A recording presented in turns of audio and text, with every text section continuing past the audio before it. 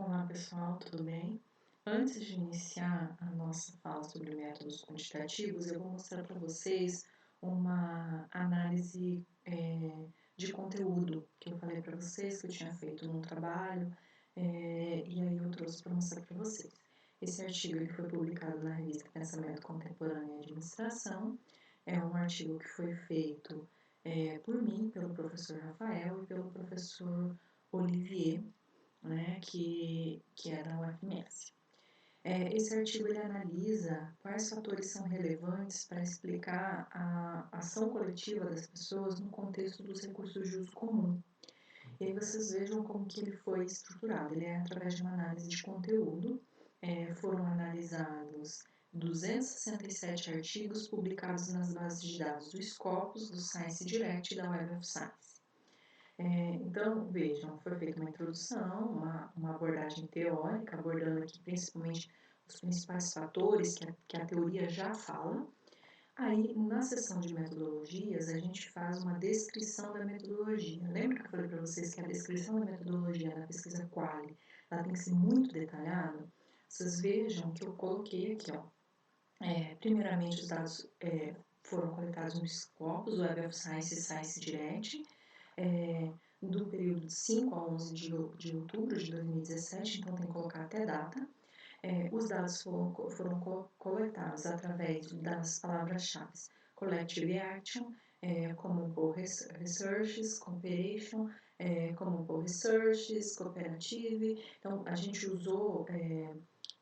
colocou até os termos que foram utilizados para fazer as buscas nas bases de dados, tá? A língua que foi utilizada, sem limitação de período, tá? Então colocou tudo certinho. Aí depois, ó, a gente apresentou uma tabela dizendo assim, ó, quantos artigos foram encontrados usando aquelas palavras-chave no Scopus. Então encontramos 508. Daí depois a gente fez fez uma leitura dos resumos e tirou os repetidos. Quantos sobraram? Scopus sobraram 245. Aí depois a gente excluiu aqueles que a gente leu o abstract e achou que não tinha relação, excluiu 106. Quantos foram selecionados depois? Quantos foram excluídos depois da leitura total? E quantos foram os artigos selecionados no final de cada uma das bases de dados, que totalizou 267 artigos. Então, vocês vejam que a gente fez uma análise super detalhada de cada um, de toda a metodologia utilizada. E aí, como que se faz a análise do conteúdo? Então, a primeira coisa que a gente fez foi a análise de ano.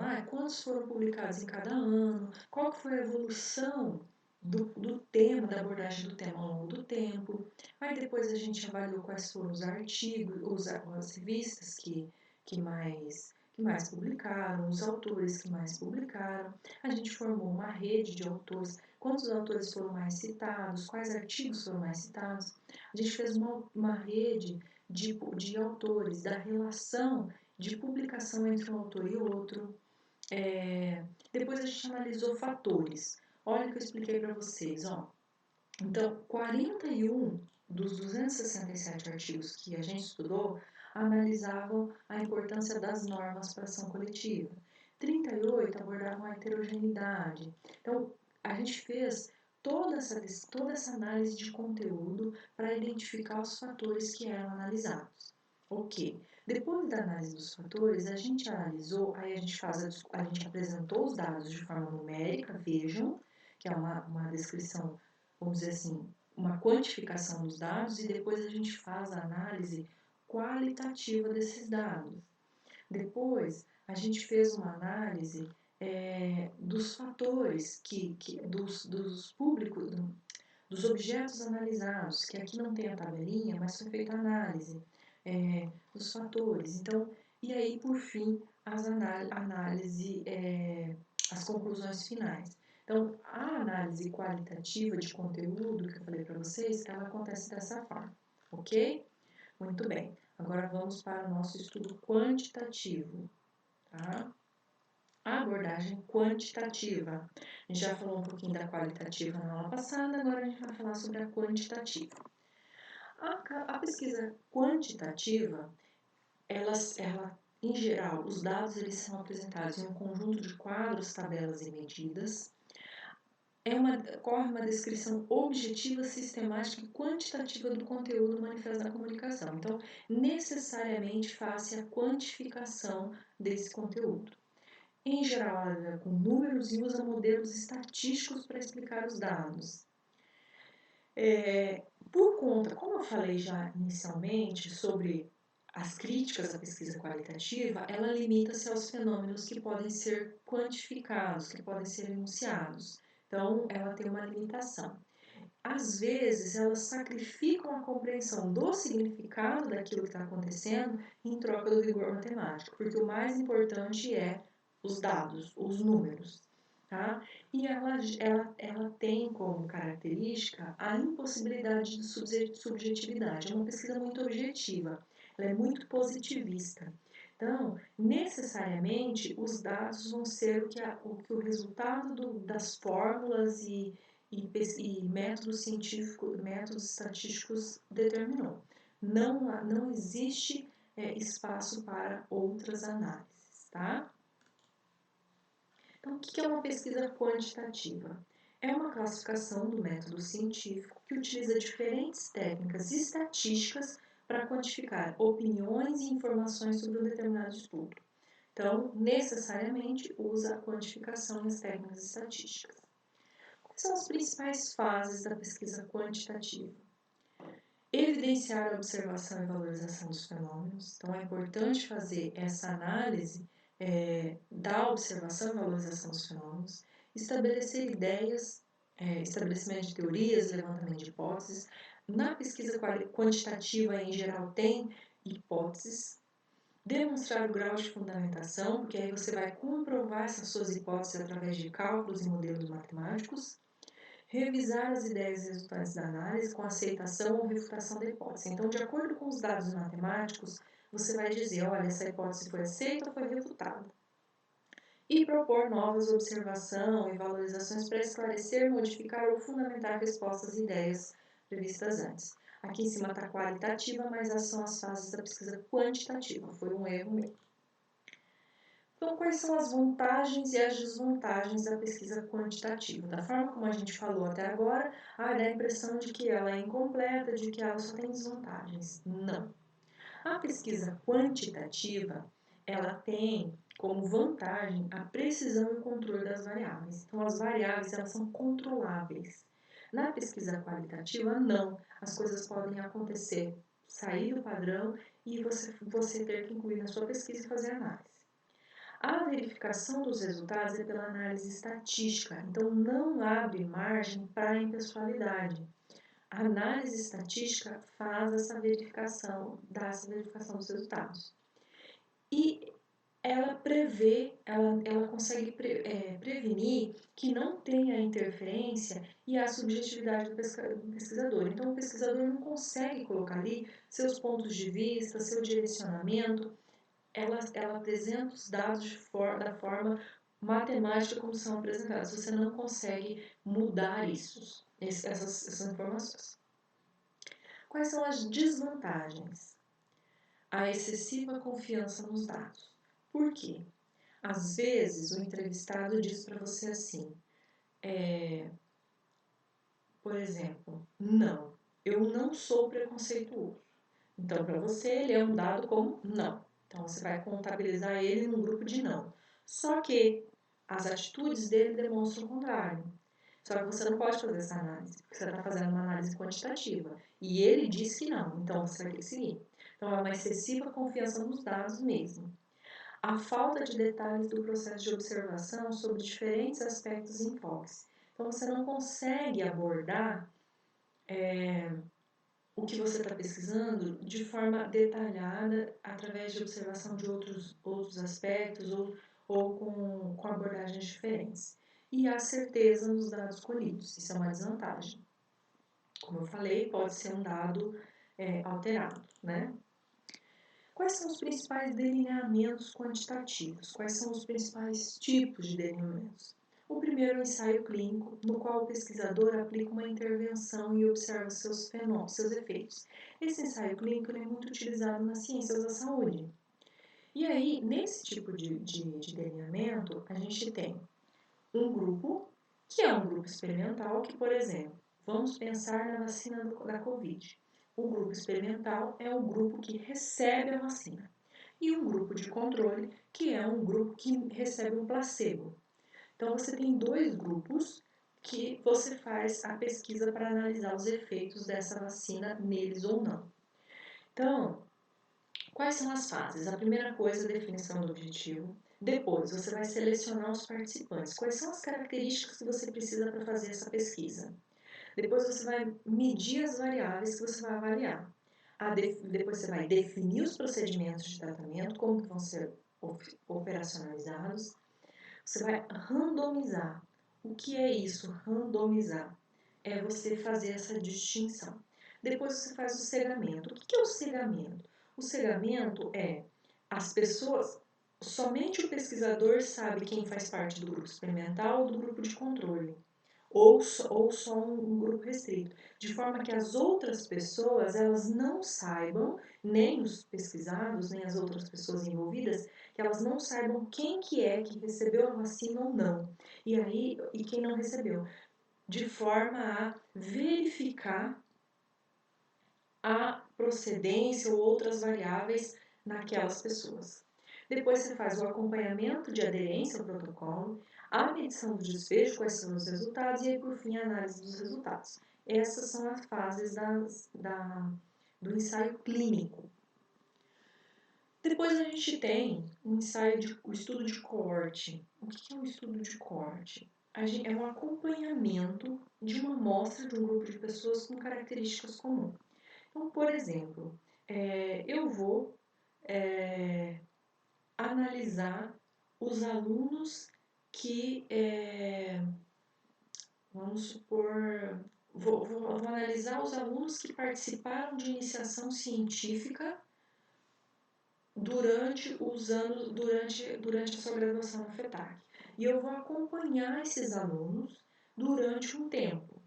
E aí, tem dois tipos de estudo de coorte. Primeiro deles, investigação prospectivas. Parte-se da observação do presente, prevendo acompanhar o objeto até determinada data futura. Então, por exemplo, eu vou acompanhar esses alunos para identificar por que, se a participação deles em grupos de iniciação científica foram determinantes para ingresso na pós-graduação, por exemplo. E na retrospectiva, realiza estudos com base em registro do passado ao presente. Então, eu vou pegar esses alunos que fazem iniciação científica e vou tentar identificar fatores no passado, na sua formação pedagógica, que influenciaram eles na escolha de estarem fazendo a iniciação científica. Então, o estudo de coorte é isso. Eu tiro um grupo, eu seleciono um grupo que eu vou conseguir fazer uma análise de comparação entre eles. Quais são as fases? Primeiro eu vou definir objetivos, depois eu vou selecionar os sujeitos do meu estudo, eu vou verificar se todos estão expostos ao fator objeto de estudo, que é a questão da iniciação científica, da participação. Depois eu vou selecionar o grupo de comparação, e aí eu vou fazer um acompanhamento do que aconteceu com a amostra, a análise do tipo de exposição que levou ao desfecho observado, a verificação dos riscos e, por fim, a redação do relatório. Então, o estudo de coorte é um estudo que leva um tempo para ser feito um acompanhamento. Ok? Aí a gente tem também o estudo de caso controle, no qual utilizam-se dois grupos, um com pessoas com uma doença ou condição de interesse, e o outro comparado de pessoas que não apresentam a mesma doença ou condição de interesse. Então, para analisar quais foram os fatores que influenciaram para as pessoas terem ou não essa doença, ok? Ou esse grupo de interesse. E aí, aqui tem um que eu acho que é um dos mais importantes, que é um dos mais utilizados nas pesquisas de TCC mesmo e pesquisas de graduação, pós-graduação, que são as pesquisas de levantamento ou survey, conhecidos como survey. Elas são utilizadas quando se pretende conhecer como determinados comportamentos aparecem em um conjunto de pessoas. Então, por exemplo, eu quero pesquisar por que eu quero pesquisar jovens de 19 a 25 anos, identificar por que, conseguir compreender por que os alunos eles ingressam no ensino superior ou não, como que isso acontece, quais são as razões, eu quero avaliar isso. Então, o que eu vou fazer? Eu vou analisar um conjunto de pessoas que tem nessa faixa de idade. Então, após a coleta dos meus dados, eu vou fazer uma análise quantitativa para chegar aos resultados relativos aos dados coletados. Tá? Então, quais são os fatores que influenciam os jovens a ingressarem numa universidade? Então, vou fazer uma análise quantitativa com modelos matemáticos para avaliar. Muito bem. Agora, eu vou aplicar um questionário, quero aplicar um questionário para os clientes de determinada loja para saber o que eles pensam sobre a loja, o que influencia na decisão de compra deles naquela loja. Então, qual que é a minha população do estudo? São todos os clientes daquela loja. Então, a população é o conjunto de pessoas que tem pelo menos uma característica comum. Então, a minha população são todos os clientes que já compraram naquela loja, certo? Eu consigo fazer a pesquisa com todos os clientes? Talvez. Se eu conseguir, eu estou realizando um censo. O censo é quando o levantamento compreende todos os integrantes do grupo do universo pesquisado. Então, se eu falo assim, eu quero saber o que levou os alunos do quarto semestre de administração e quarto semestre de ciências contábeis a escolherem o curso que escolheram, eu tenho que fazer, se eu pesquisar, se eu entrevistar todos os alunos do quarto semestre de administração e todos os alunos do quarto semestre de contábeis, eu vou fazer um censo, porque eu consigo compreender todos os integrantes. O censo, vocês vejam, por exemplo, o censo do IBGE, é que entende-se que todas as pessoas do país foram abordadas, ou alguém respondeu as perguntas por todas as pessoas do país. Se eu não conseguir abordar todas as pessoas, por exemplo, eu não consigo abordar todos os clientes da loja. Então, o que eu faço? Eu faço uma amostra. Essa amostra é uma parte do universo. Como que eu defino essa amostra? Eu posso escolher só 2 clientes, está tudo certo? Não. Essa amostra ela tem que ser definida por questões estatísticas, por questões de probabilidade, de forma a garantir que a minha amostra seja suficiente para representar toda a minha população, com uma pequena margem de erro, geralmente a margem de erro de 5%. Então, vocês vejam, quando tem pesquisas, por exemplo, eleitorais, aí eles falam assim, foi feita uma amostra com 3.000 pessoas. Então, dessas 3.000 pessoas, que tal candidato está na frente, tal. Então, vocês percebam que foi pegada uma quantidade, uma amostra de pessoas de todo o universo. Essas amostras, elas podem ser definidas por métodos não probabilísticos ou intencionais e as probabilísticas ou estatísticas. Então, os métodos não probabilísticos ou intencionais são aqueles métodos por conveniência. Então, por exemplo, eu vou fazer uma pesquisa com 30 empresas de carapó. A minha amostra ela vai ser por conveniência, intencional. Então, eu vou ter uma amostra de 30 empresas que eu conheço os donos, que eu tenho acesso, enfim. Então, a minha amostra é intencional, é por conveniência. Agora, eu posso fazer uma amostra probabilística ou estatística, que eu vou fazer um cálculo estatístico para saber quantas são as empresas que eu vou ter que pesquisar. Então, esse carapó tem 300 microempresas. Qual que é a quantidade que eu preciso abordar na minha pesquisa para garantir uma margem de erro de 5%, por exemplo. Vai dar uma quantidade. Ok, agora eu vou pegar todas essas empresas, vou colocar o nome num saquinho, vou sortear para ver quais empresas eu vou aplicar o meu questionário. Então, a abordagem ela é probabilística. Todas as empresas elas têm a mesma probabilidade de serem questionadas, mas no sorteio, na definição, não foi sorteada uma empresa, foi sorteada outra. Ok, pela probabilidade. Então, os métodos probabilísticos estatísticos são esses. Os não probabilísticos intencionais são esses mais de conveniência. E aí a gente tem uma comparação. É importante destacar que, assim, o levantamento, alguns autores trazem mais ou menos que o levantamento e o estudo de campo são parecidos, mas não são, gente.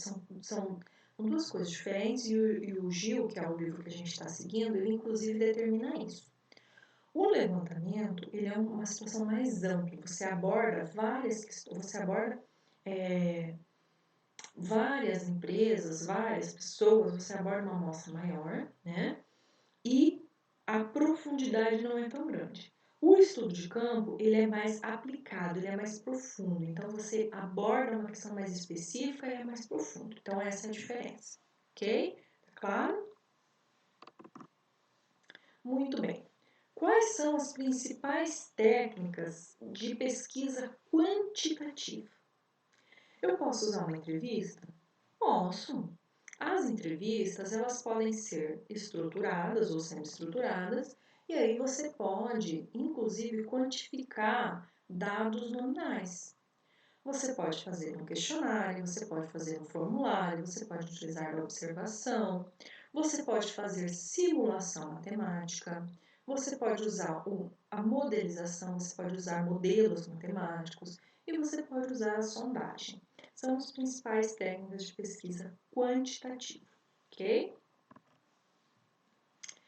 Aí eu trouxe, como a gente trabalha com dados, escalas, porque assim, como que você vai medir a opinião e a atitude de algumas pessoas?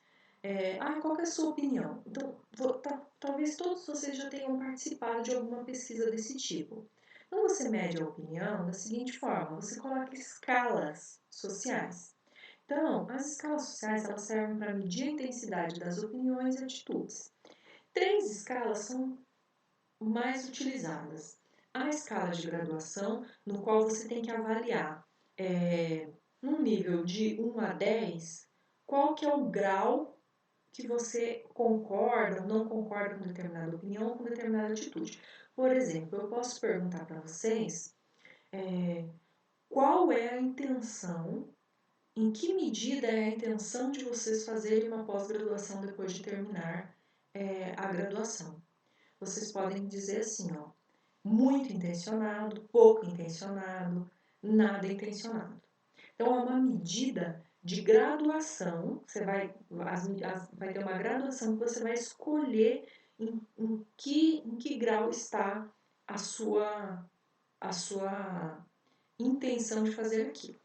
A gente tem a escala de Thurston e a escala de Likert. Ambas são parecidas. A escala de Likert é uma escala de 1 a 5, no qual você mede várias questões aí.